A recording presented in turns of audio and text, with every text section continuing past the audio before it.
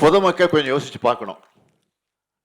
நம்ம நடந்து போறக்கூடிய பாதை கொஞ்சம் தூய்மையற்று இருந்தாலே முகச்சுளிப்போடு கடந்து போவோம்.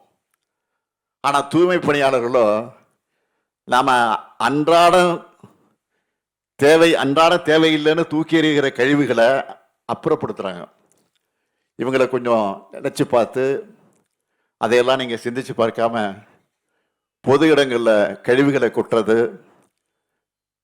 அது மாதிரி செயல்கள் எல்லாம் செய்வது நியாயமா என்பதை சிந்திச்சு பார்க்கணும்.